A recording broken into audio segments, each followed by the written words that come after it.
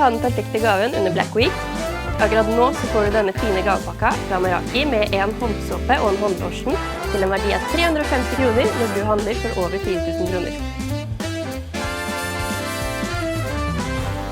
Denne passer perfekt hjemme på badet, eller som en julegave til noen du er glad i.